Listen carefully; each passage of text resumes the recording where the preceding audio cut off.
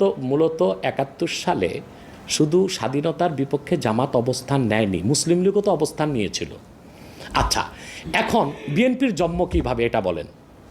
শহীদ president Ziaur Rahman সাহেব একজন ব্যক্তি ছিলেন, এত জনপ্রিয় দলটা গঠন কিভাবে করলেন তিনি বহুদলীয় গণতন্ত্র প্রতিষ্ঠা করলেন। ওই প্ল্যাটফর্মে কারা জায়গা নিয়েছে? মুসলিম লীগের সব লোকগুলো এসে জায়গা নিয়েছে, যারা শেখ মুজিবের বিরুদ্ধে ছিল, আওয়ামী বাকশালের বিরুদ্ধে ছিল।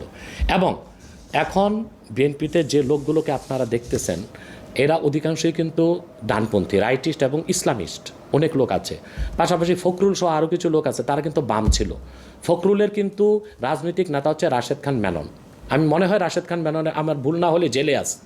তো তারা কিন্তু তারা এইরকম বিএনপিতে প্রচুর বামের ডান এসেছে, অর্থাৎ তারা বামের ডান হয়েছে এখন বিএনপিতে এসে। তো প্রচুর পরিমাণ মুসলিম লীগের লোক তো বিএনপিতে আছে, তারাও তো স্বাধীনতার যুদ্ধের বিরোধিতা করেছিল মুসলিম লীগ থাকা অবস্থায়। তো শুধুমাত্র স্বাধীনতার যুদ্ধের বিরোধিতার জন্য জামাতকেই ধোলাই করবেন, তাদেরকে কি ধোলাই করা উচিত না? এখন প্রশ্ন হচ্ছে কেন ৭১ সালে জামাত, আমি এক কথায় উত্তর দিব যে ৭১ সালে বাংলাদেশের স্বাধীনতার বিপক্ষে অবস্থান নেওয়াটা জামাতের রাজনৈতিক ভুল সিদ্ধান্ত ছিল।